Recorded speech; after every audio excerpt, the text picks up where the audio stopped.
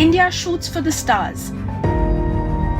As Indian expatriate and seasoned pilot Gopijan Thotakura made history recently by becoming the nation's first space tourist aboard the New Shepard rocket for Blue Origin's NS-25 mission. India with pride. He flaunted his heritage with pride, carrying a small Indian flag with him on the mission. It's an honor to represent my blood and go up there as the first civilian Indian in space. I'm beyond ready. 5, 4, command engine start, 2, 1, 0. Ignition. Start.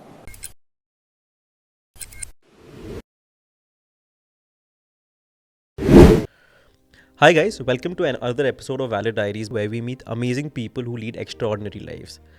Today we have one such individual who embodies the very spirit of adventure, courage and adrenaline.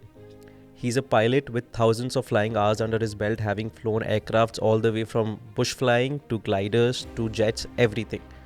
He's an entrepreneur, he's a mountaineer who's summited feats like Mount Kilimanjaro. This year he did something which topped all of this. He was a part of the Blue Origin's New Shepard 25. He's a civilian astronaut having crossed the Kármán line, and we are so honored to have Gopi. Thank you for being here.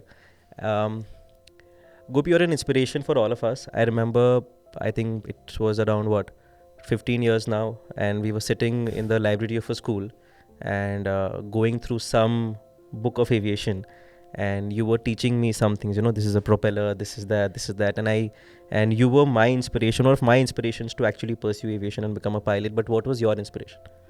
Anish, such a pleasure to be here. So my inspiration to become a pilot, I guess at some point in a boy or a girl's upbringing, childhood, I think everybody wants to be a pilot at some point. It's just those lucky few who actually go through with it and become pilots or, astronauts, etc. So just like everybody else, I was another number. I just looked up in the sky and wanted to fly. But my dad was my push. He was always my inspiration, and he's the reason, I did what I did, not just in this feat, anything in life. So we all have that one person, and for me, it's definitely him. So. But do you remember anything in your childhood which first attracted you to aviation? I'm sure you might have that one memory which... Yeah, too many memories. It's not one memory, right? So the truth being said is, my dad used to travel a lot for work. It would be to Europe, and this was, in the late 90s, and I would tag along with him. Those were the days pre 9/11. Those are the days when you're allowed to go into the cockpit of an aircraft. Those are the days when you could see and sit in between two pilots. I mean, it was quite special. It was quite unique, At a young age, trying to be able to experience that is something you just can't describe. Either someone who's a pilot today does it, or somebody who's willing or wants to be a pilot and trains gets to experience it. Today if you want to go sit in a cockpit, it's almost not possible. I wouldn't say it's impossible, but those days it was very easy. You're a kid who walked in the airplane. If you want to go in the cockpit, the pilot would take your hand and he would handhold you and go into the cockpit. And that was what was my memories, as flying with him on KLM, and back in the day going to Amsterdam, collecting the little, the little houses of Amsterdam that they give you as a souvenir. That it really keeps you wanting to up your game, and that's how I always thought that you should take to the skies. There was a small commercial by KLM many years ago. This is if you ever get a chance, you should look at it. It's a swan, which tries to fly and then it lands on water. So they're basically mimicking an aircraft to land on water, but a swan is landing. Wow. Yeah. And swan is there. It's not their recognized national bird, but it's their KLM, mascot. Mascot, yeah. So for the Royal Dutch Airlines and flying KLM when I was a kid, that was the thing. Like, as a kid, you see something that's so awe-striking and so amazing. You want to be able to do that, and that's what it was for me. So. And like at that point, had you decided that you want to take it up professionally, or was it a hobby at that point? Did you want to pursue your career flying planes at that point, or no? Always wanted to take it up professionally. But to a degree where we can do something new. It's not about joining Jet Airways or Air Deccan back then. Yes. Kingfisher. These were the aiming points back then. But for me, it was all about trying to get into the medical field, trying to get into air ambulance, charter, the other 1%. The side of aviation, the other side of aviation. Exactly, the other 1% of aviation, which people don't usually Correct. know about unless you're in the field. Yes. And then that's where, my gear, like my wheel started to turn when I was a kid, and then the rest is history. So. And like, how did you go about your training? Like, how did it start? Like, what did you do? So after school in Bangalore, then went to, the funny story, everybody in Sarla Birla Academy were applying to like 10, 15 schools for admissions, right? Yes, yes. So I was allowed to apply to one. It was only one I was allowed to apply.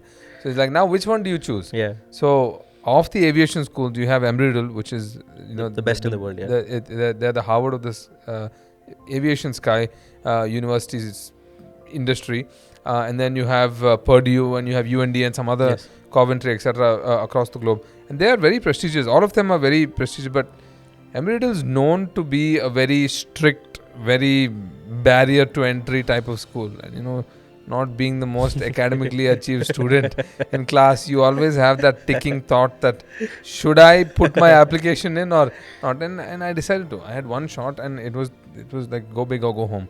So it was for me to put my shot in. I did. I didn't hear for 1 year. But you weren't bad at academics. I see the definition of bad is very different from people to people, right? So it was just that physics and maths wasn't my forte. It wasn't something that I was very keen on. My professors still today were like, some of them very contradictory to what you're wearing right now. No, I know, but but even when I became a pilot and I was flying and stuff, some of my professors come back and be like, I would have never thought in a million years that you would take this path and actually, follow through with being in this path. But I always had that urge to do something new rather than follow in the footsteps of somebody became a politician, somebody became a lawyer, somebody became... at least 15 years ago, after we graduated school and we were in college, back then it was still a new norm. Yes. It wasn't like how it is today. Yes. Indigo did not exist back then. Yes. All this didn't come about. So it was still the...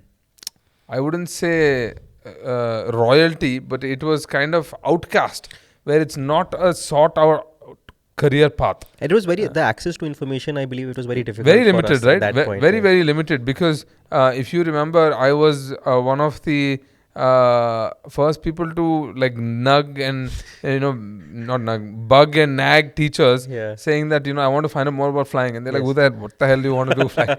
This is the response, right? But you can't let that stop you, right? So, but anyway, So, Emery, do you remember your first flight?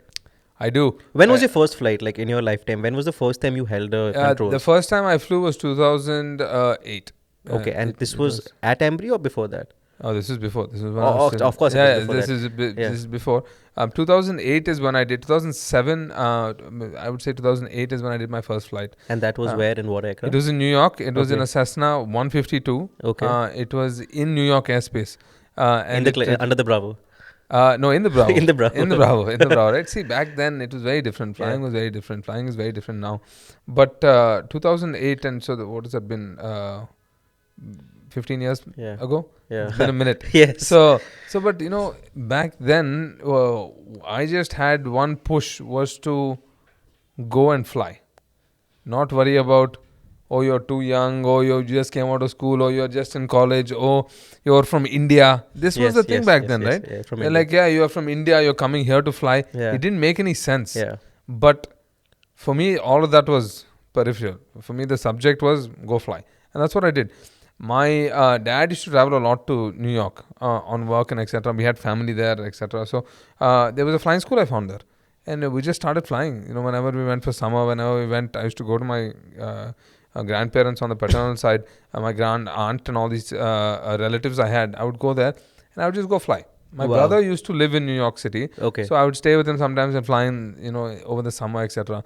And it became innate that this is what I want to do. And how many hours did you have before you went into Embry? And were those hours logged? Yeah, they are. So all the hours were logged. Yeah. And this was before I turned 16, right? Yeah. This has to be before you turn 16 because I went to Riddle when I was 17. Yeah. And then After 12th, of course. that's right, after 12th. Yeah. But when I did my flying, so I started flying at 14. So I did flying at 14, 15, 16. But then you can't solo till 16. Yeah. So then you soloed at 16, and then you get your private at 17. But back in those days, I don't know the rule now, you needed to be 17th birthday past in order to get your driving license permit. So you could get your pilot license before your driving license. Yeah. And that's exactly what I did. That's exactly. So I had to have somebody drive me to the airport so fly I can fly the plane. No, it was. And this was in Florida. This was in Florida. No, this was in New York, right? This Okay, this was in New York. See, if you solo the plane, technically you are the sole occupant of sole the occupant of the aircraft. aircraft, yeah. So you are the captain or you Yes, are yes. the in charge of the aircraft. So if you can't drive yourself to the aircraft, somebody has to drive you. But you're authorized to fly the plane that you're taking along. So it was That's kind of ironic, ironical. yeah. Yeah. So but it was cool. Yeah. So when you joined Embry, how many hours did you have at that point? And like, were you already a private pilot when you joined I was Embry? not. No. Okay. I became a private pilot at Embry. But you had already soloed before that. I had soloed before that. Officially or unofficially, I can't say, but I had soloed before that. But I think that the real truth being said is that I probably don't remember how many hours I had. But So how was the first solo flight before? How was that experience? I mean, like it was when the right it seat was empty. It was so long ago, right? Yeah. It was. But a pilot does not forget. You won't. You'll never forget your first solo. You'll never forget. You remember the call sign? Yeah, it was November 112 Papa Zulu. 112 So you'll Papa never Zulu. forget it, Yeah, right? yeah. It's one of those things. Yes. It's 112 PZ. That was the call sign for the aircraft. But the memory is about not soloing. It's about being able to remember it at such a young age. Yeah. And still, still deciding to carry on with that path, especially in an airspace like New York. If you have to take a small Cessna at that age, I mean, today people won't do it. They just won't, right? Like when I was preparing for this podcast, I was going through our earlier chats, and I remember I had a chat with you that I sent you, Gopi, I'm soloing tomorrow. Any advice? And you replied to me, just go around. Yeah, I think I did. Yeah, so I tell people this, and I still tell people this. I don't know if maybe we had a conversation then, but I was in California a couple of months ago trying to do some recency for the DGCA license here. And there was a young lady there who was getting ready to solo the next day. Okay. She was also from India. Flight school operated by an Indian owner, I think. And they were all nervous. Everybody, the previous night, we were all sitting around. Yes. And they were like, I was like, what happened? Why are you so nervous? Yeah. Everybody was nervous. Forget. And they're all nervous that she's soloing. And she herself is already nervous. I said, this is not the way to be, right? Yeah. I said, and I still told her, I said that you have so much fuel on that plane. You go around as many times as you want to.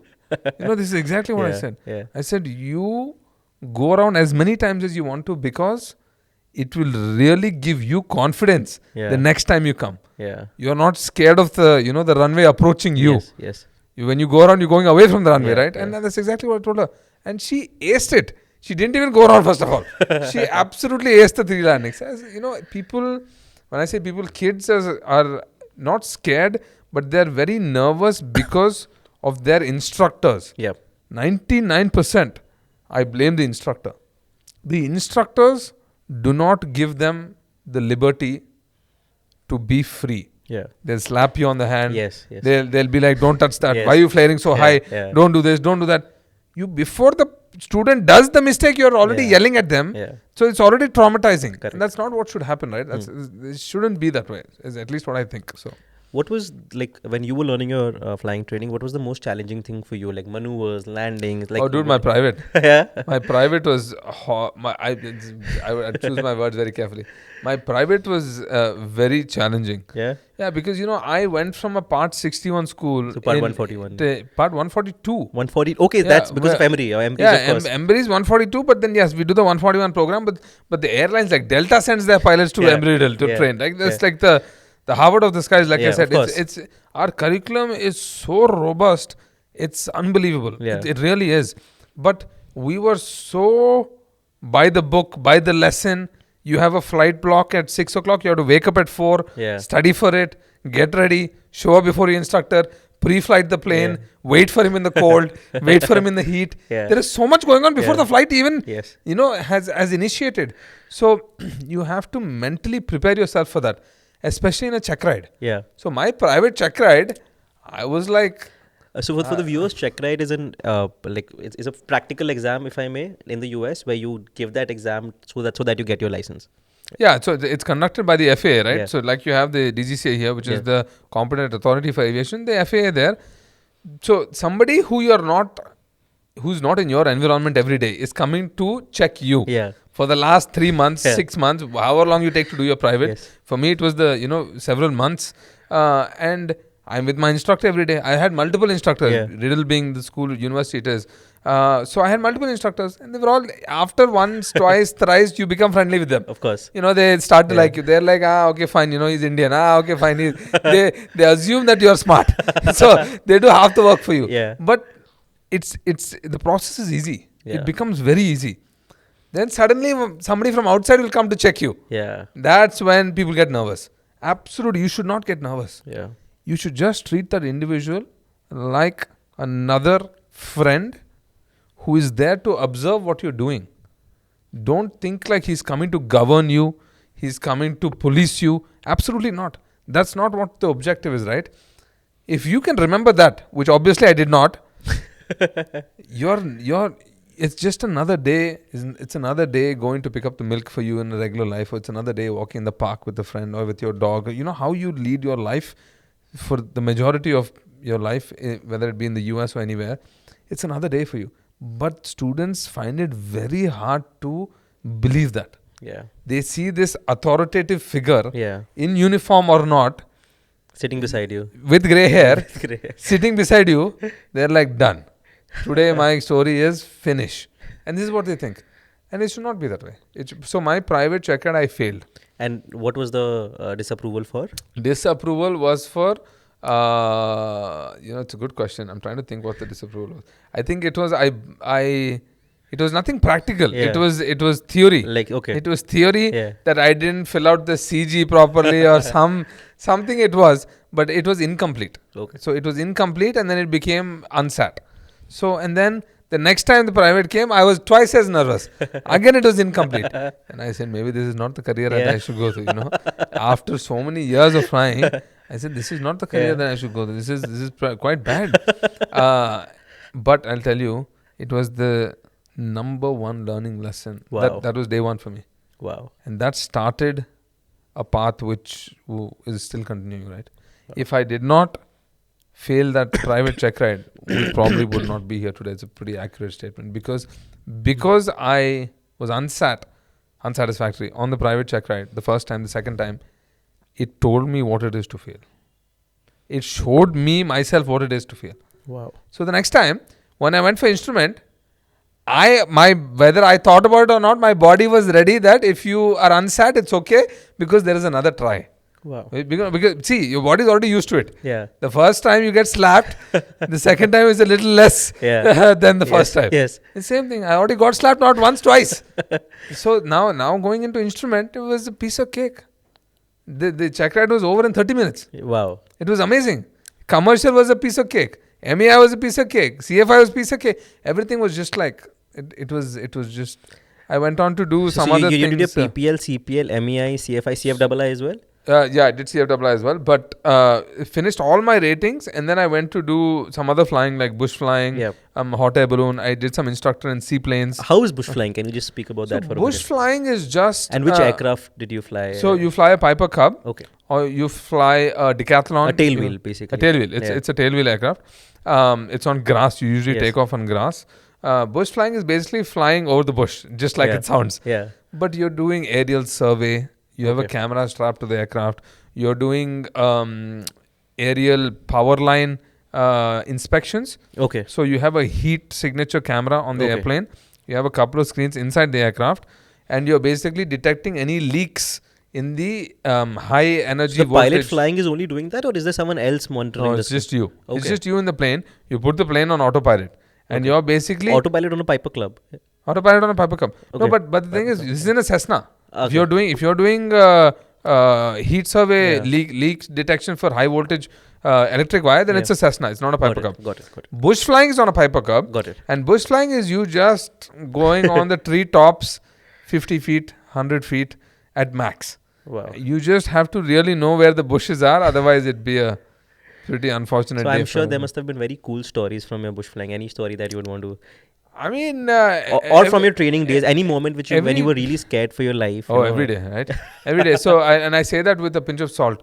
When I say every day, I mean to say that if you choose to get into the 1% that I say of flying, which is not known to the world, Yeah. is bush flying, it's aerobatic flying, it's seaplanes, hot air balloons, gliders, all of which I have, Done. Yeah, you've been done. a part of. You will really know the difference between being a pilot and actually flying. See, today I came from Atlanta today, right? Yes. The aircraft, which was Emirates, from the US to Delhi, the pilot probably physically flew the plane for about 90 seconds. 90 seconds, of which more than half of it is him taking off, and the remainder of the 1/3 or the 2/5 would be of him disengaging the autopilot before the aircraft touches down on the ground. Yeah.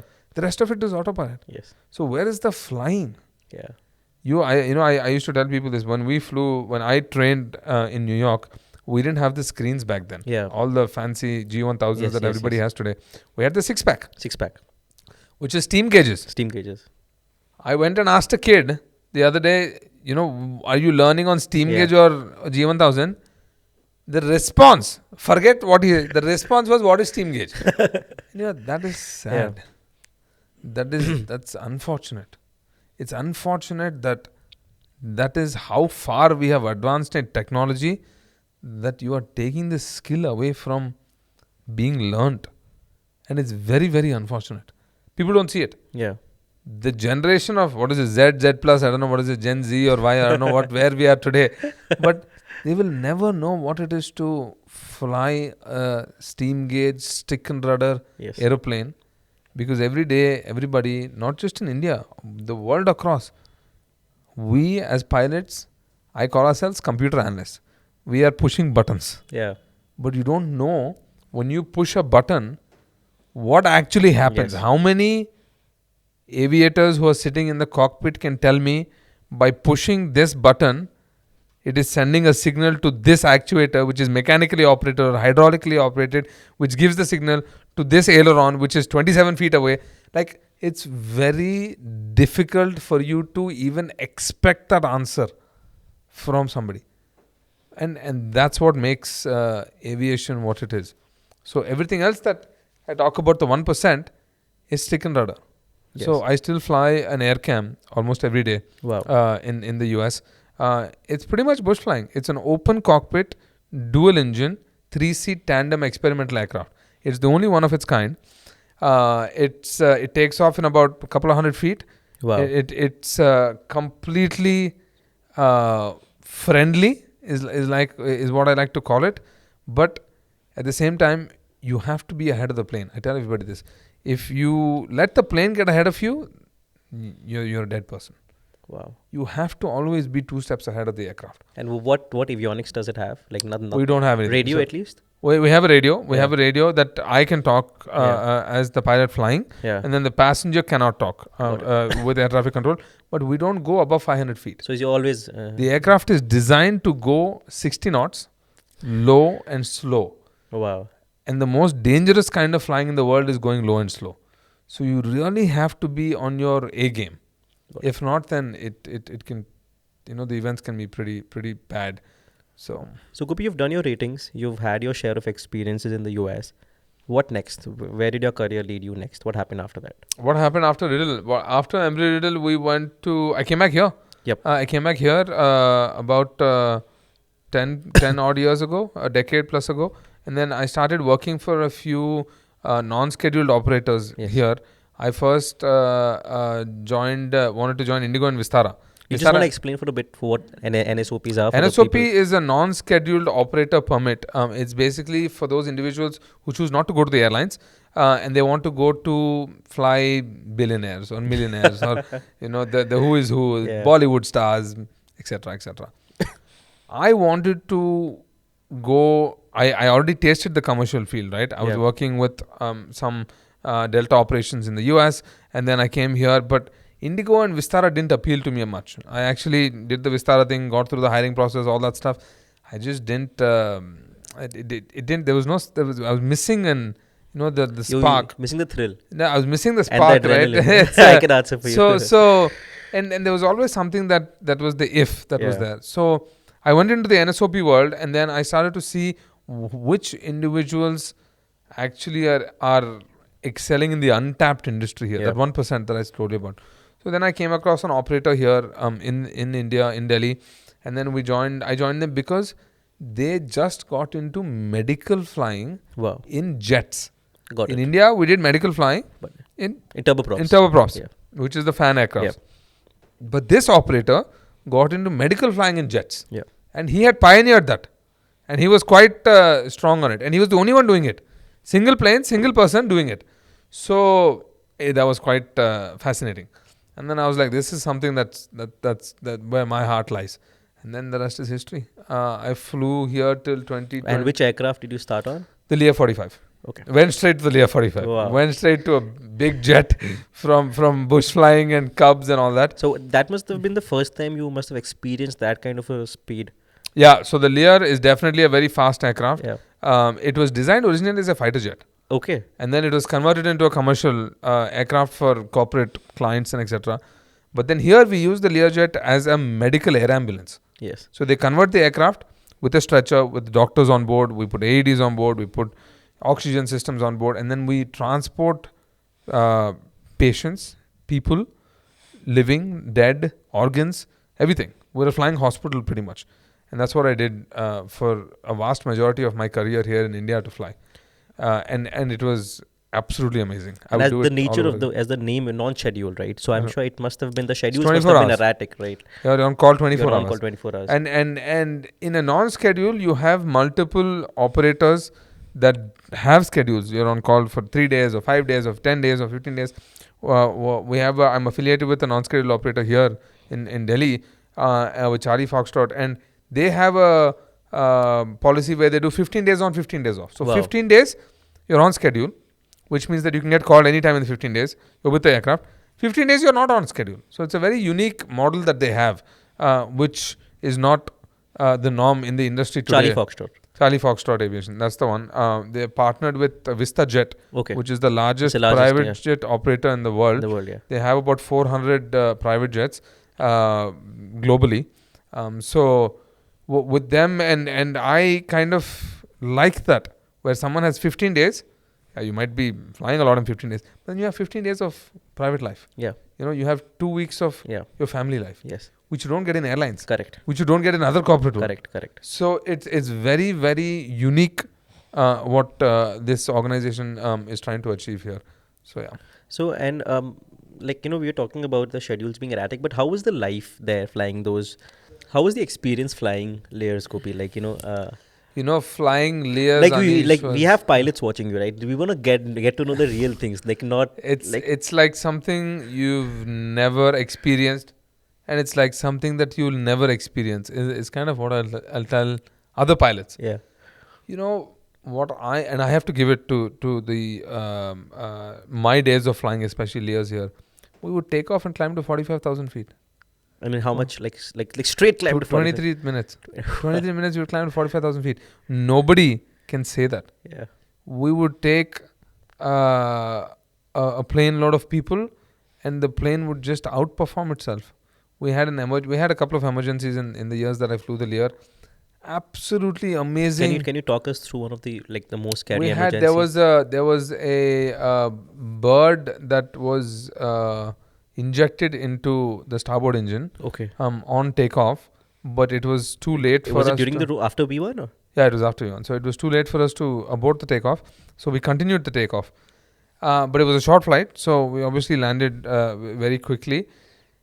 The bird, when it hit the starboard engine, it took 8 stator blades with it and exited the engine when we were, still on the climb out. But the engine still gave us 100% power. This is how overpowered those Honeywell engines are. Wow. But that tells you the advancements in technology and where we stand today. It's quite... And that aircraft is 1998. It's not something that was done You yesterday. know, we always say aviation has been way ahead of its time. It Always. has. Always has. And that's why I say that the pilot has to be ahead of the aircraft. Yeah. Otherwise, the chain will break. But to fly an aircraft such as a corporate jet or a Lear, or it could be an Airbus A320, it could be. I've been in an A380 cockpit. I used to teach the A380 systems to pilots before. Wow. Having seen the whole spectrum, pretty much from a Piper Cup to the 380, like quite a big spectrum, right? Just it depends on what your thrill is. My thrill was to fly at night in the big jets. I loved flying at night. You see Yeah. the city, Yeah. you see cities, you Yes. see countries. Wow. I was an international medical pilot, right? Yeah? So we did, oh my God, countless countries. I was in a different country every day. I mean, Wow. all of majorly. So were you the stars- transporting patients from India to them? No, or? the majority of them come to India. Okay. So it's some individual who has unfortunately had a trauma. Okay. They've had some sort of injury. They've had some sort of trauma. Either they've gone there for vacation, or they live there temporarily, or they live there permanently, but they are unable to get on a commercial flight, but they need immediate medical assistance. Naturally, you want to come back to motherland, right? Yeah. So there is a sentiment involved in that. Yeah. And there's also that factor that if he's here, the treatment will be better. Better, yeah. And I do believe we are pioneers in medical advancements. A lot of medical tourism is coming towards this country, not just Chennai or Mumbai, but in other places also like Delhi and Kolkata and etc. But I do believe that 99% of the clients that I had personally done these medical flights for were Indians who had gone out and faced some trauma and wanted to return for some immediate medical help. And you have that, the few exceptions which were. And these foreigners. flights, there's no room for error in this, because it's like the time is of So essence we have there. we have a green channel, right? Yeah. So when the patient is on board, there is nobody more important than you. So like, do you append your call sign to Medal? We are, yes. So Okay. we do declare that we are an active medical rescue operation. And you get priority countrywide. Like, More than the Prime Minister of this country. Wow. Yeah, you will get priority. That is one place where VIP culture does not work. Yeah, but I don't know if you get more priority than the Prime Minister, but yes. Yeah. Anybody else, you are, the buck stops with you basically. Wow. So it is, and I did this every day. So it was. So wow. So when you're doing this and you're not getting to hold, you're Yes. not getting to, but it's quite it's you feel like you're, like Clark, Yeah. like Superman, like you're like saving the world, and Yeah. this is, and you love what you did. I loved what I did, saving people. I mean, you couldn't get any better. Yeah. So And it there was- must be so much emotion involved with lot. with the family coming in with them. So and one of the first flights that I did, and this was my initial days, you welcome the family on board, you say hello and you sympathize with them. They are in trauma, they're upset with the situation that they are in. But I related to them. I genuinely related to them. And I said that, my job is to get you safely from here to here. That's what my job is. Unfortunately, what happened is we exchanged contact informations. Generally, people don't do it in the industry, but it was just like, we want to be in touch, and we spoke a lot on the flight. It was a long Wow. flight, and we exchanged contact information. Everything was fine. I dropped the patient off in the next destination. Life went on. I went for another medical flight. Hunky dory. 2 days later, that same young lady who was the mother of the child that we had taken texted me a picture, and I wondered what the picture was. I couldn't open the picture because I was in flight, but it had got delivered before I took off. Okay. So WhatsApp, the picture gets downloaded already. Yeah. So I opened this picture, and then I realized that it's an obituary for the baby that we had transported a few days ago. And that was it. That was the day I decided that I would cut myself. I would put a imaginary barrier between myself and the rest of the aircraft. I said, if I am emotionally affected to do my job, to pilot that aircraft, then I have already compromised the safety of everybody on board. I always told people, a lot of people say that, what is your number one priority as a pilot? And then I say, it's my safety. Everybody used to tell me, what kind of a pilot you are? your passenger safety should be your number one priority. Yeah. I said, absolutely not. And I always disagree with that statement, even till today. Yeah.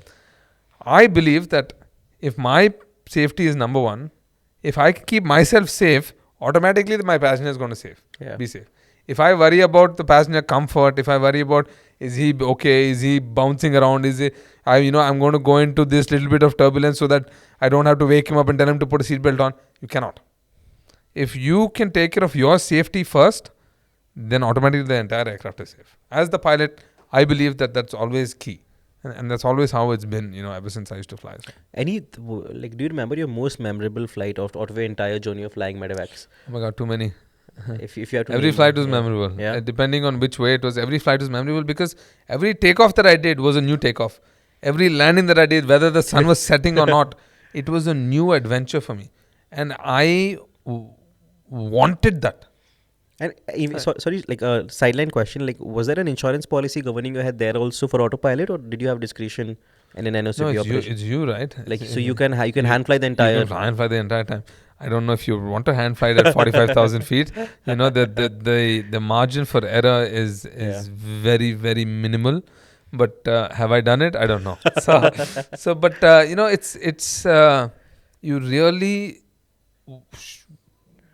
should want to have the urge to enjoy flying. Otherwise, it's not the industry to be in. Unless you just want to do it because it looks cool or you see aircrafts or you see people traveling the world. There's a lot more to it than that. There's a lot to study. There's a lot to understand. Especially in today's day and age, it's quite shocking where we are moving forward with technology. People, are addressing that we'll go to a single pilot operation in the next decade. People are saying drones will take over. They're saying computers will take over. They're saying planes will be managed by ground operations and not physically. There's a lot that is happening. And if you think that it just looks too cool, then this is definitely not. Have you seen Garmin coming with their Autoland like in the cockpit? I went on a Honda Jet as a test flight in 2000, almost 10 years ago. Yeah. And Honda Jet just came out then. Wow. Back then, they had an option to line the aircraft to the runway and do a Cat 3 landing and flare. Obviously, the Garmin Autoland is far advanced. It's literally you push a button and it will take you home. Take you home. Yeah. So, but if you see, for decades, the Cirrus 22 has had a parachute.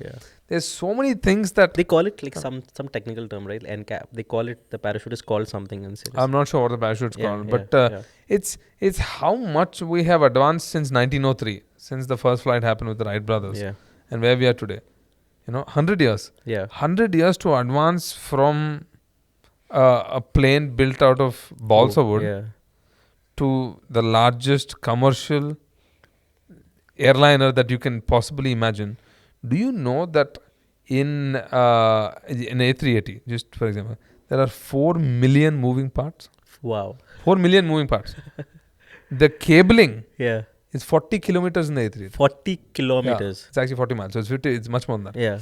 50 kilometers of wire is pulled inside the aircraft. That's a lot of wire to imagine, right? If I made you go 50 kilometers from here, that's the amount of wire that is just coiled around under your seat, overhead. That has to work seamlessly, which is not normal. Unless you know what goes in the background, you won't know how far we have come in aviation. And that is thanks to the engineers, the innovators, the pilots who have helped in making things better, making things more efficient, and that's the fun. That's the fun in flying. It's not go sit in a cockpit and push buttons and just come back. So Gopi, but this was not enough for you. So like you've flown jets, you've flown gliders, balloons, whatnot. But like you were also a mountaineer. I used to. I think we were discussing HMI, and I think we've had some association with that. But you went and summited Kilimanjaro. Kili was a fun conversation that I had with a friend of mine. His name was Hamish Harding. Which year was this? I'm sorry. Kili, we decided to do Kili 1 year before COVID hit. So in 2019, a very close family friend to us, Hamish Harding. He is a British explorer. Okay. Unfortunately, who left us in the Titanic submersible at the Titan. Okay. So him and I were sitting one day in his house in Dubai, and we were just talking, we were chit-chatting, and he's just always this jolly British spirit that you have. He looked at me, he's like, "What's a good mountain to climb?" And then I looked at him, I was like, "Excuse me?" And then he's like, "What is the tallest mountain?" I was like Mount Everest. Yeah. And then he's like, "Yeah, let's go climb it." I was like, "When?" He's like, next month. I was like, "Sir," I was like, "Hamish, you can't just go climb Mount Everest tomorrow." It doesn't, life doesn't function that way. Yeah. But for him, everything just, he was just that kind of a guy. So he's like, of the 7 peaks, you pick one and we will climb that. And then I said, okay, fine. This sounds like a pretty strong challenge for somebody who's never been to the gym. But you had some mountaineering training before. I did. But I'm not an athletic guy. I'm not an athletic. I've been involved with sports a little bit, skating and swimming and all this stuff, but not climbing mountains. It's a world apart. And then I said, off from Google, it looks like Mount Kilimanjaro is pretty doable. What I did not realize, it's 20,000 feet without oxygen. 10 days on the mountain, negative 10 degrees, with a wind chill that can blow you off the mountain, with no electricity or Wi-Fi, and with soup. Wow. Nobody told me all this. All of this that I told you happened during the mountain. So we wanted to do it in 2020, and then COVID hit, and then we wanted to do it in 21, and I had some issue with work, and then 22 we actually summited. We went with a group of 124 individuals, of which 80 of them were porters. Wow. So I have to tell you that. We took, I think it was 7 or 8 young kids who were under the age of 12 to summit with us at the first time without oxygen. We shot the first drone footage on the summit of Kilimanjaro that has ever been taken with a drone that I had put together, which is, I don't know where the footage is, but it's live somewhere. So that was the challenge, was to get the drone up there and have the motor start at that temperature, at that density. It's not just the density altitude, but it's the temperature where the battery is too cold to get an initial spark, like ignition in the battery. So we had designed some heat packs, but we had to find a way to keep it running for the 10 days before we get to the summit. Got it. There's no electricity, right? There's a lot that went on, and then we finally flew a drone. We flew a drone for almost, I would say, 3.5 minutes at summit at 19,500 feet. And it was quite something. So even we have a very close bonding with Kilimanjaro. We recently with HMI unfurled the largest Indian flag ever in the world. I think I did see it on your website. It was pretty. It was on 15th of August. Quite the undertaking, huh? To get that flag up there was probably and whoever can carried you imagine, it. It was a Divyanga person. He had only one leg with HMI support. Wow. And that Kanchenjunga K2K was the HMI's mission. I'm telling you this because you are an ex-HMI. Yeah. So you felt HMI very closely. They are very near. So Gopi, after mountaineering, where coming to the highlight of this talk is the new Shepherd 25. How did the Blue Origin happen? And was it always the plan? Was there a dream behind this? It's a long story. I'm gonna dim it down for you. I always I wondered why we don't have our blood in space. Yeah. Always a question to me. Always a question to me is, why not our blood? You have the Americans going, you have the Chinese going, you have the USSR going, you have everybody going. Portuguese, Balinese, this, that, Mexican, everybody's going. Yeah. I said, why not us? Yeah. We have a space program that can, and this is before Chandrayaan happened. Yes. This is before the two, the astronauts have been announced and they're doing training in NASA right now to go to the ISS. This mission with me started in 2020. And this was a goal and an objective to push our blood to go further. I did some research. And then I found out that the funding that we get for our ISRO space agency, in 10% of the budget, they could send the Chandrayaan to the south pole of the moon of what an Apollo mission costs for the US, which has never been achieved in the history of space exploration for what we did with Chandrayaan 3. Can you imagine what the length of advancements we can make in commercial space, in private space, in sending people, satellites, payload, exploration, the opportunities, the possibilities are endless. If we just got a little bit more funding, the government can fund, PEs can fund, corporates can fund. Space is very, very looked down upon in India as a country because it's untapped. Today you will see drones because the world is already 10 years ahead of that in drones. Yes. Today you will see F-16s, F-18s, F-35s. They're getting ready to retire them on the other side. We have the willpower, the courage, and most of all the minds to do it. We just need that, the missing factor is that the dough, that cash. If we can get that, I think and I believe that we will surpass. 10x is an understatement to what others can do in not just space, but in anything that we do in terms of exploration, in aviation, in adventure.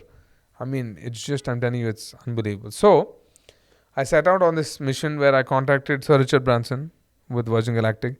I contacted SpaceX, I contacted Blue Origin, contacted everybody that was possibly doing anything with space. No, but how did this start? Why did you want to contact them? Like, I wanted to find out what is the possibility for a civilian to go to space.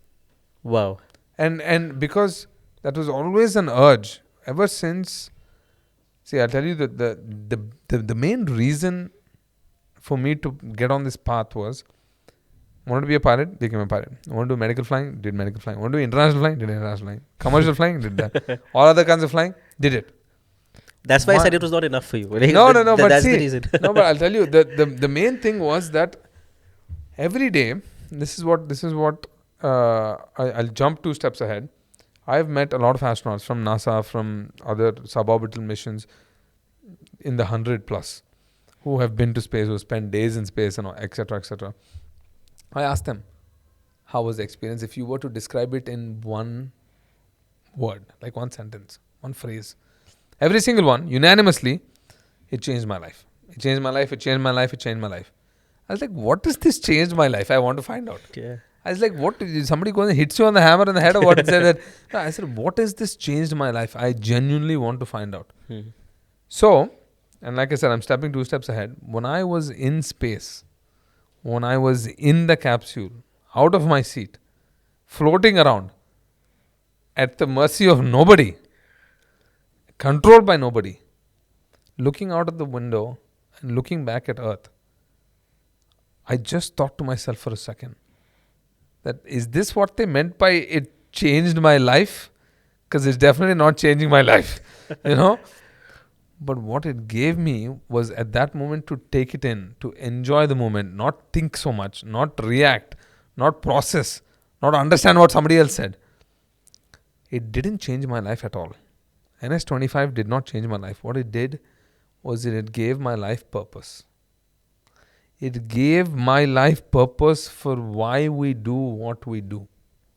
See, Anish, we wake up every day in the morning. We want to get out of bed. We want to go outside. It can be in your house. It can be in a palace. It can be in a hotel. It can be in a jail. It can be in anywhere. What does a human want to do every day? Get out. Move. Get some air. That's the phrase, right? And then you come out and do what? You look up. Get some sunlight in you. You get some darkness, whatever it is. You want to see the night sky. Yeah. You want to look up, right? Yes. From the time we are born from the time we wake up, till the time we go to sleep every day, till the time we leave this planet. Every single time we are getting up and we're looking up. I wanted to have the opportunity to look back. And that was what I wanted to do. I said, we spend our entire life enjoying sunsets, sunrises, stars, galaxies, spottings, etc., etc. As a pilot, seeing the curvature of the earth from 50,000 feet, done it all. What is that new spark? And that spark was always for me to look back and see what we look like from the other side. And that's what gave me purpose. It didn't change my life. And that purpose was, like I was mentioning to you, you wake up, I'm sure you woke up this morning, and then, I don't know if you had an argument. I did not have an argument, but somebody on the plane today, on the 16-hour flight that I was on to get here, somebody was disagreeing with the cabin crew about something that was going on in the aircraft. I don't know what it was, but I could hear the disagreement. When I tell you that this flight and this perspective of space and looking back at Earth gave me purpose to what we do, why we do, is because I believe that we have disagreements every day in our day-to-day life. It can be with a friend, with a family member, mother, father. It can be with strangers. Really, it can be with anyone, right? The disagreement could be something very little, being like hat, or it could be something where you are like on fire. You have like, lost it completely. When I looked from up there, your disagreement in Kolkata or my disagreement in the Emirates aircraft, my fellow passengers' disagreement, did not matter to me. You could be somebody in a small town. You could be the king of that small town. And you could disagree with everybody there. Or you can be the president of the country. And you can disagree with the whole country. Still, for me, from up there, you were not even. That gave my life purpose. If we can understand that your disruption of the environment around you, for whatever XYZ reason, should be understood a little bit before you just impulsively speak, look, talk, act, you would disagree a little bit less tomorrow. And then the next day, and then the next day. And then there will be a day when you yourself will be like, do I need to disagree on this, or should I just let it go? And there are people in the world today, from the who is who, from idols that everybody knows, who are known to be calm and who have always given a positive aura, who have always not reacted, in a relationship, whether it's a wife or a husband or a sister or a brother, there's one who's a little calmer than the other. Even though both of them are yelling, there is one who's a little calmer. Generally, I used to disagree with a partner of mine quite a bit. But the disagreement was, my partner would use strong vocabulary, I would keep quiet. But it would make her upset that I'm keeping quiet, because you are disrupting the environment around you. But for me, my environment is still the same. Yeah. So for that person, it feels like, why is he so quiet when I am so forward? So when I was looking back from up there, no matter how many people in the world were disagreeing, it didn't matter to me even that much. Wow. So if you pass that message on, I guarantee you, the world will be a better place tomorrow. And that is what is the most key ingredient to really understanding what was the experience to go and see Earth from the other side. So anyway, this is quite a minute, but no, but that was wonderful, Gopi, and I think a lot of people will resonate with this, because at the end of the day, we are very small, in terms of the whole ecosystem. So Gopi, I'm gonna go back again to the story and sidetrack again to what we were discussing.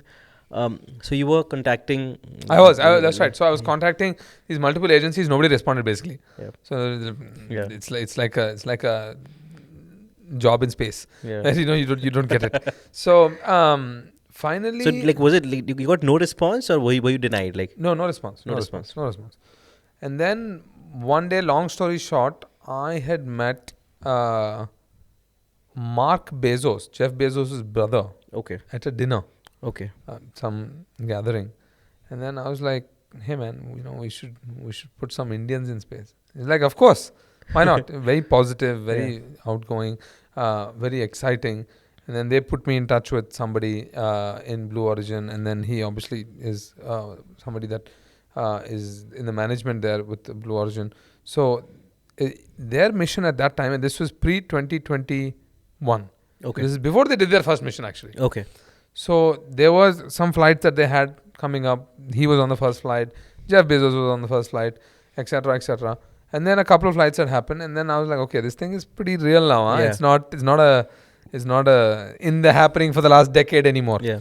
And then just using some friends and contacts and friends of friends, I actually got in touch with Blue Origin. We got communication. We had two-way communication. We had emails. We had WhatsApp. Things were progressing, and then the question came that it is actually possible for you to be on a very near future upcoming manifest. When you were in touch with Blue Origin, was it like, were you just trying, or did you actually think that it could be a possibility? No, I did. I thought it Yeah. could be a possibility because now I've seen people actually Yeah. go. And I had a couple of friends who had been on previous missions. Okay. So that's how it became more real. Yeah. And I was like, okay, so this thing is not a simulator. Yes. It's actually Yes. happening. Yeah. So, and then, the rest is history. There are a lot of people involved to make it happen, obviously, Yeah. I told you. We had a lot of individuals and other people involved to push this vision to let myself be strapped to a rocket and go 3,000 miles an hour vertically. But I think somewhere we were supposed to. I'm trying to think the exact timeline. So I was supposed to be on NS-23. That was my actual flight, NS-23. Unfortunately, NS-23 had a mishap in 2022. Okay. In 2022, it had a mishap. It was 22 or 23?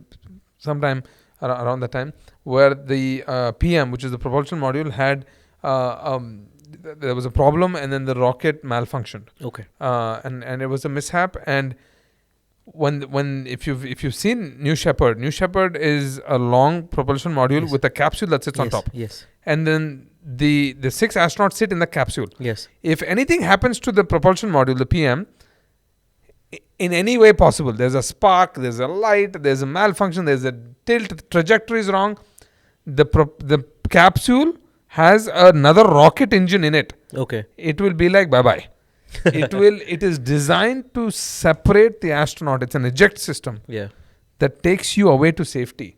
Got it. And that eject happens at some 10 Gs, at some super, fast eject mechanism, which is autonomous. It is an autonomous vehicle. So on NS-23, when the mishap happened, if you see the YouTube video, you'll see it. It's online. Well, you were there on NS-23? I was supposed to be on NS-23. Okay. We were on NS-23, but NS-23 was an unmanned mission. Okay. So I was on NS-24 actually. Okay. It was an unmanned mission, but unfortunately there was a mishap in the rocket. So, but the capsule, if you look at the video on YouTube, the capsule did exactly what it was designed to do and more. Before you could see the flame becoming an actual catastrophe for the PM, this thing was already gone somewhere. It was like bye-bye. It was in its own world. Yeah. It had ejected so fast. Yeah. So fast, I can't even tell you. And that's where we are with technology. I'm sure my family wasn't very happy to see that. But I was like, damn man, I should have been on that thing so that I could have gone that fast in that eject mechanism. And that's the thrill that some of us really love to seek. Yeah. And then the mission was delayed for 18 months. Okay. A little more than 18 months. Blue Origin obviously went into a full investigation internally on what happened on that PM. They got to the root cause. They found out to the fairing that had failed in the rocket, and then they rebuilt it.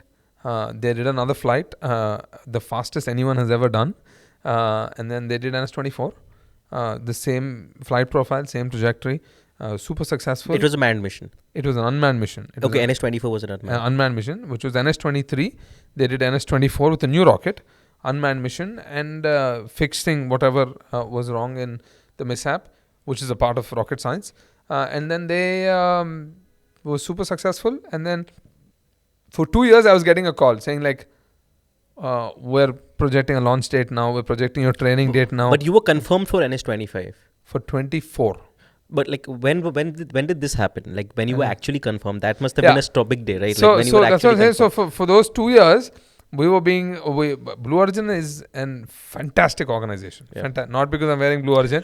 Generally, it is a fantastic Yeah. organization. One of the best of the best to work with. Yeah. One of the best in terms of hospitality, professionalism, technology. How much it's just some of the people there are just the people that you genuinely want to get to know. Yeah. And that's what is a part of the experience. It's not just you going to space.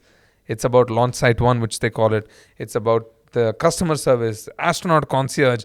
It's so many things. Astronaut concierge. They have I really want to know more about they have astronaut a whole concierge. astronaut concierge, which is headed by Sarah Phelps and Brittany and Reese and Michael Edmonds and so many people that I can't name.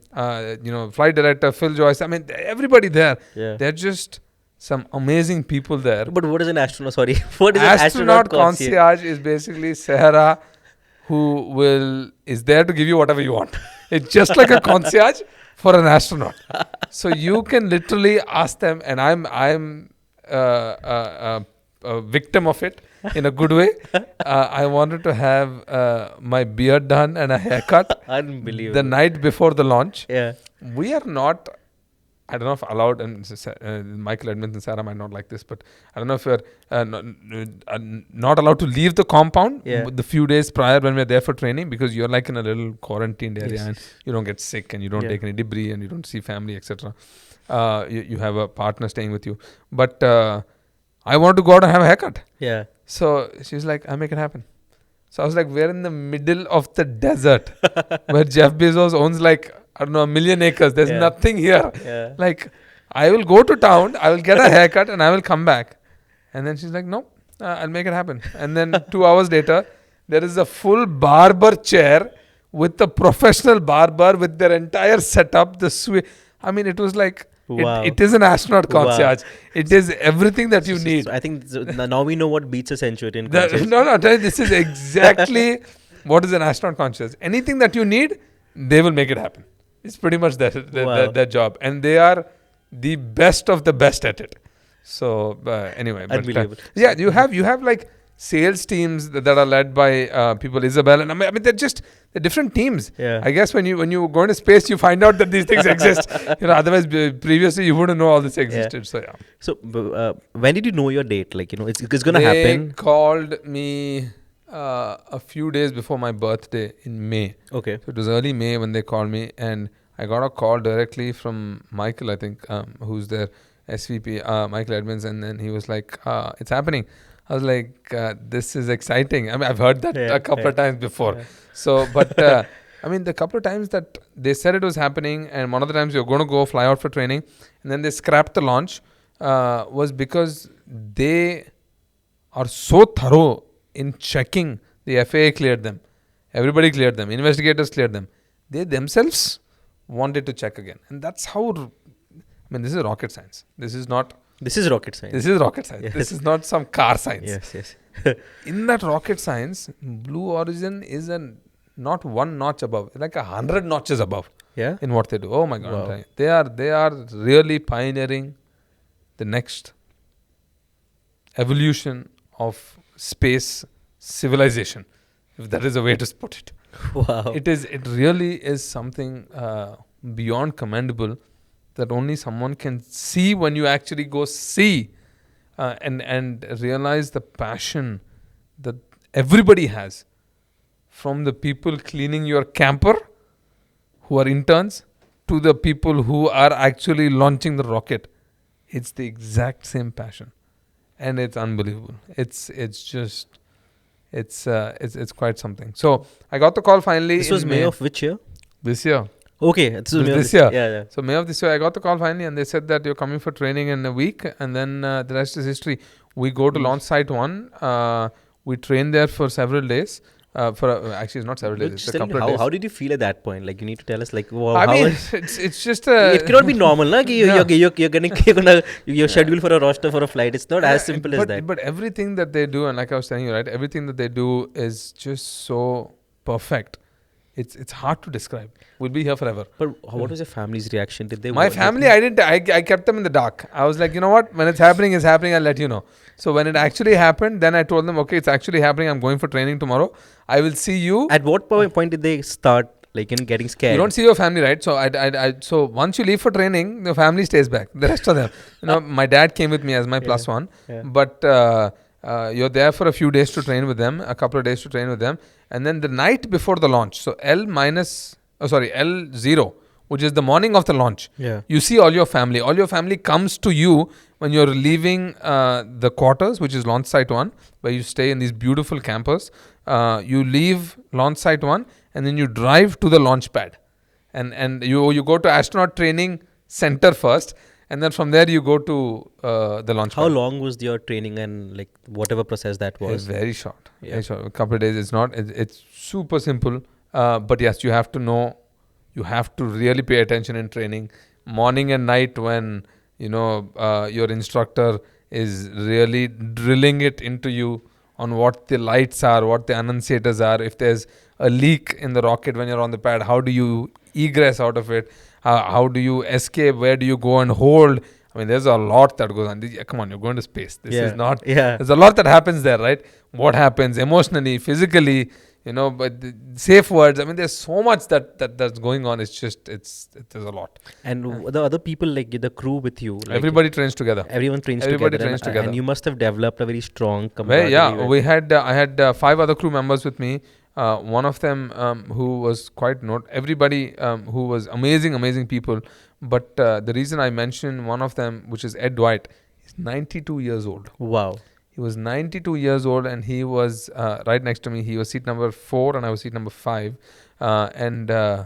It was just like he did it better than I did it. I mean, the training, you do simulator sessions, you simulate getting into the seat, getting out of the seat. What are you doing in zero gravity?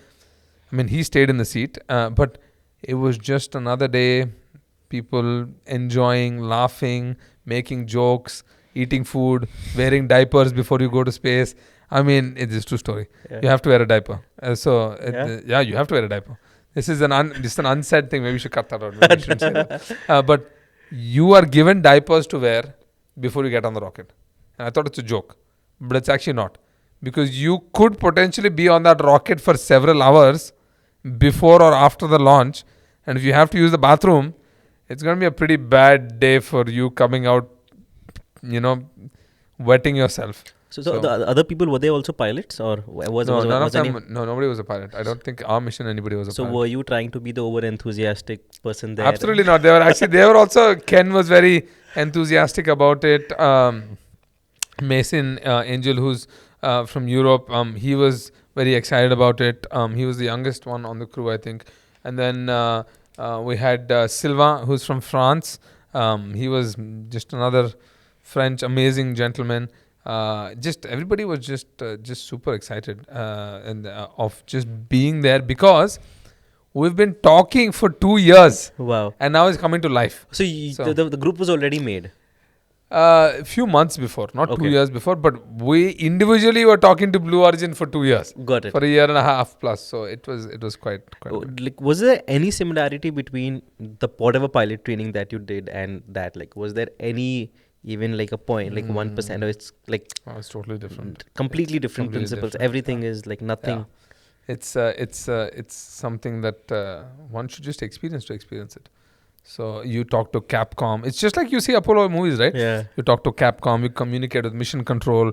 You hear them getting ready for the launch. You hear all the preps. You hear all the no-goes. We want to know all the details. Another podcast for all the details. But there is a lot that goes on in that rocket before launch, after launch, on landing, coming out, that feeling, hugging my dad. I mean, it's endless. So it's the launch date, right, in the morning, and so you're getting transported. You said you went to the astronaut training center, and then you went. You hold at the astronaut training center. You do last minute checks. They weigh everything that's on your body. They weigh what you're taking into the capsule, and then. What did you carry with you? I carried the Indian tricolor flag. Wow. I carried what else did I carry? I carried a small flag of a sustainable planet, which is our vision for the project that I work with in Atlanta, Okay. which is Preserve Life, preserve.life, that's what it is. And we are a World Center for Holistic Wellness and Applied Health. Okay. We are the world's first corporate wellness community. Wow. We are inviting 100 corporations from 20 nations to come into our campus to set up their wellness portion for their employees, C-suites, guests, anybody you want to offer it to, with a 9-day long program that we pioneer in. Wow. In a 100% electric, natural campus, 25 minutes from the Atlanta airport. So it's a very unique, visionary-driven, architectural-driven campus. So I took a small flag that says that we are here to protect the planet. And then what did I take? And then I took a small flag of Charlie Foxtrot, of IFA, which is some organizations I'm involved with here. And then I forget what else I took. But it's just little, so you can take whatever can fit in your pocket. Okay. Is basically what you can take. And then you have a mic and stuff which is wired to you. Okay. And then I had a camera. I had a GoPro. Okay. You're allowed to take a GoPro? They give it to you. So They Blue give it to you. Origin strapped a GoPro on my hand, and then there was another GoPro somewhere else. I think it's on the seat, or it's like there's multiple cameras in the capsule anyway. So, but you do all those last minute checks, and then you go wear your diaper. Yeah. And then you get in the car. But you must have been informed before that you're going to wear a diaper. They give you all this stuff. You do everything in your suit for the days that you're training. And you have all those things to protect the blood flow and the G suit. Yeah, I mean this is the exact suit. So this is the suit that I went to in the capsule with. The G forces that you feel are pretty strong in a good way. I feel the forces are actually more coming down than actually going up. So, but to finish the story, you get in this car, you get in these two Rivian trucks, and then you kind of go from ATC, which is the Astronaut Training Center, to the launch pad. And in that path that you're going, you have your family standing on the side, you have mission control on one side, you have all the 600, I wouldn't say 600, but you have all the people who worked the launch that morning, like a lot of people, there's probably 100 plus people, who are just waving you not good luck, not bye-bye, but waving you a happy journey and a happy return. It's kind of the vibe there. It's very positive. It's very, very positive. So, and then they play this song which is called Go. It's a very unique song. It's the landing of the Apollo mission. Okay. And then it's mission control. It's a very famous song. It's called Go. And then it's just you get the thrill, and then you're like, okay, now this is real. So you're not in the capsule now. You're driving. You're driving to the launch pad, and then the launch pad is about 100 feet tall. Okay. And then you go in the elevator. You get up the launch pad. You go into a holding capsule on top of the launch pad. Okay. For I think a minute or something. Okay. And then they do some last minute checks for you, and then one by one you start loading into. But you must have sat in a version of the capsule during the training, right? Every day. You sit in the same exact capsule every day, a replica of it. You actually go up the launch tower also in the previous days of training. Okay. To simulate going up the launch tower. If there's an emergency, where do you egress? What happens? If there's a leak. Everything is thought of. Everything is done before. Yeah. The only difference is, in the previous, like the day before we came to the launch pad, we went up the launch pad, we hold there, and then we walked onto the actual where the rocket is, but there's no rocket there. There's no rocket there. But today is the first time there's an actual rocket there. Yeah. And then you see it, you're like, okay, this is about as real as it's going to get. Yeah. And then you just get in the rocket, and then it's cold in the rocket because they keep it quite cold, I guess, in there. Yeah. So, but you just sit in your seat, and then... And how was the temperature of the capsule? It was cold? It's cold, yeah. It's cold. It's quite cold. But you don't care about the cold at that point. That's the least of your worries. Who was the last person you spoke to before you? So crew member 7. Laura was our crew member 7. We are 6 people on the capsule. We have somebody called CM7. CM7 is crew member 7, and for us it's Laura, who was our instructor for the training. She's also the last one that closes the hatch before you go into auto sequencing for the rocket, and she's the first one to open and welcome you back to Earth. Okay. So she is literally there with you from the day you enter launch site 1 to your training, to sending you off to space, to receiving you from space. She is like a part of you, and that's what Laura's job is, and she does it with ease, like it's a walk in the park, and she's absolutely fantastic at it. So Laura is the last one to say bye to you. She's going to say, you all have trained for this, enjoy the ride. And then she closes the hatch, and then she just walks away, and then they all vacate that area, and then then the launch, like, what do you hear on the radio at that time? So the Capcom, for us, who is also crew member 7, he was telling us, Barrett, he was telling us that they're just doing final preparations. And then we went into a hold. We went into a hold for something. They do holds. If they think that they want to check on some last minute thing, then they hold the rocket. So we went into a 20-minute hold, like 10 minutes before launch. And then up till 2 minutes and 30 seconds, you can always hold. But at T minus 2 minutes and 30 seconds, the rocket now goes into auto ignition. Okay. So basically what happens at 2 minutes and 30 seconds, the mission control cannot physically abort the rocket anymore. Okay. So no matter what happens, at 2 minutes and 29 seconds, you are going to space. Wow. Because at 2:30, 2 minutes and 30 seconds and counting down, all the systems are being turned on. You know, all the fuel is pumped into the rocket. The bridge is retracted. I mean, everything is a go. And no matter what happens, that engine is going to light at. And literally no one has any power at that point to stop it. After 2:30, that engine is going to be ignited at 2 seconds before liftoff. It will and fire. Was there a timer thing? There is, yeah. Each seat has you have an annunciator panel which gives you multiple indications. You have a timer. You have your call sign. You have altitude. What was your call sign? Rocket Boy. Rocket Boy. The Rocket Boy. That was my call sign. But you have all kinds of information telemetry there, and then obviously the window. And everyone has the same. Everyone has the same with their seat number, with their call sign. But the annunciator panel and everything. Yeah, it's all the same. Yeah. So and there it was showing 2 minutes 30 seconds. Yeah, it'll be in countdown. So because it'll also give you what people don't realize, it also gives you commands to do at 2 minutes at like what is it? It's like 2 minutes and 30, or it's a little before that. The escape pod, which is the rocket inside the capsule that I told you, the eject system, it goes armed. If the escape pod is going armed, you have to be in this, I wouldn't say brace, but in this firm position with your neck back. Because if you don't do that, and for whatever reason, if you're sitting on the pad and there's a leak in the fuel bay, or there's some malfunction with the rocket and you're still on the pad, this escape pod is going to say, yeah, I'm going to go away. I'm going to go. And you're ejecting at that G's from stationary. I mean, you'll break your neck probably, is what I think. I mean, so you have to listen to everything that they tell you. So there's a lot going on there. And then finally, I guess once you go into auto sequencing, it's just everybody is just quiet for a few minutes. And then you see the 10, 9, 8, 7, 6. And were you smiling at that point, do you remember? Or were you just... I was just looking outside. I was just looking outside and saying how far... and then... so there I'm assuming everyone has a window seat. Everyone has a window seat. There's a pretty big window. Yeah. It's a pretty big window. But at finally 2 seconds before liftoff, you hear the engine. Even we have a couple of machines in your ear. It's like custom earbuds, but they block a lot of sound out. And then but you feel the engine and you feel the rocket ignite, and it's just like, wow. And then the flame that comes out, on ignition, reflects because you're facing up, right? Yeah. You're sleeping in a sleeping position. Yes. So that entire... And what time of the day was it? I'm sorry, I forgot. It was at 7:30, 8 o'clock in the morning. Okay. It was quite early.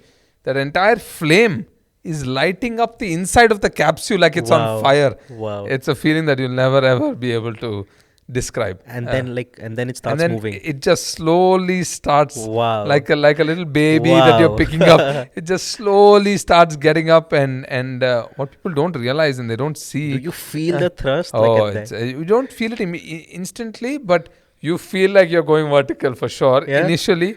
And then and you're sitting like this, right? You're sitting like you're in a sleeping position. You're like in a sleeping position. Yeah. But the rocket not only goes up vertically, it also turns, it also tilts at the same time. So you're not only going up at that speed, you're turning and you're tilting on a trajectory. And after some time I was like, I think this tilt is a little more than what it should be. but you don't feel the tilt in the simulator. Yeah. So you don't know what it is, but Yeah. it's just, and then you finally get up. And You then get when to, does it start punching? Like, oh, it punches in about 30 seconds. Yeah? It starts to punch. It punches quite fast, and then you get to Mika, which is main engine cutoff. Okay. Which is a couple of minutes into the flight, you get to Mika, which is when the booster engine will shut down. And then it shuts off, and then you hear like a thud. And that's at what altitude approximately? You are at 250,000 feet. 200,000 feet. 250,000 feet. 250,000 Yeah, feet. 250,000 feet. So much for that approximately. 45,000 feet Learjet. Yeah, I know, right? So much for the 45,000 Learjet. Yeah. So, and then main engine cutoff happens, and then like Capcom will tell you, like stand by Mika, Yeah. which means stand by main engine cutoff. Yes. So you anticipate So Mika. you can hear everything in that radio. Yeah, right? yeah. Everything You hear everything in your ears. Yes. So I mean, everything is. So there's no headset. There's no headset. It's that two machines that I told you, those Yeah, two okay, earplugs yes, that we yes. put, and then there's speakers in the seat, there's speakers in the capsule. I mean, it's a very well designed capsule. So they say stand by Mika, and then main engine cut off, and then they'll say stand by separation. That's when you actually get a thug, because physical there's a physical explosion that happens in between the capsule and the PM to separate you Okay. from the capsule, from the PM. Yes. And then the capsule continues another 100,000 feet or something Yes. into space. And that's when you can come out of your seat. That's when. And do they tell you that you can now? Yeah, well. Are there any seatbelt signs which are switched off? There are a seatbelt sign actually. There is a seatbelt sign which goes off, but there is also at separation. So once you separate, and then the escape capsule that I told you was armed, it's armed till this moment. After this, it becomes disarmed. So as soon as it's disarmed, you can come out of your seat. You have a 5-point harness. You come out, and as soon as I unbuckled, I couldn't unbuckle for a second actually, because I was like, what the hell is happening? You've practiced it so many times in training. I couldn't unbuckle because my body was already in 0G. So it was sticking to the seat belt, right? So then slowly I unbuckled it, and then I was like, okay, we've trained for this. You were trained in a 0G simulator? Well, we're not. No, Okay. you're not. So so you come out, and then you don't do anything. You're just like slowly, you're just like floating. Wow. Yeah, you just go with the flow. You use any. And you never realized you were in 0G? I never realized I was in 0G because you were strapped in, right? But Yeah. you were already in 0G. So, and then finally, you're in 0G. You do your thing. I looked outside. And your famous footage of you. Oh, it's with the Indian flag. Indian flag. It was this actually. Yeah? Yeah, Wow. it was this. So it was just. I don't know if I can take this off, but it was this exact thing. I just thought it's pretty cool to show this to the camera. Yeah. And that's just what I did. I kind of took it off, and You can show it again to the camera now. No, I know, but this is exactly what I did. So this was kind of what I didn't realize was when I put this up and I let it go, it started to flip. It was flipping and floating. You know all this, but you don't feel like it's different when you're actually there. When it's happening, you don't think about it. Yeah. And then I was like, okay, I should probably catch this flag before it goes away. Then I caught it, and then I have Mason and I gave each other a high five. Yeah. I remember that portion. We gave a high five, and then we did some other stuff. But could you feel the high five at that point? Like we did. We know, because if you looked at the video, the high five that I gave him actually pushed me back, because the force there. There's no inertia there. Yes. Yeah? It's very different there. So you practice for it, but in that moment you just do what you want. And is the capsule big enough for everyone to float around? Oh yeah, it's huge. The capsule is probably as big as this room right here. Wow, it's a little bigger. Probably. That's quite big. Yeah, it's big. It's actually quite big. People don't realize how big it is. It's 10,000 pounds. It's heavy. It's a heavy capsule. And what is by this time you gave a very good. Like you explained it in a very beautiful manner, how it felt when you looked at the earth. But that's when I looked at the earth. That's when you looked at the earth. That's when I looked at the earth. So after the flag. After the flag, I remember everybody telling me that don't waste time doing everything else. Yes. Keep time to look outside. Yeah. And the best time to look outside is when you get to your max altitude. And that's 350,000 feet. And what altitude is the common line at? The common line is at 100 kilometers. Okay.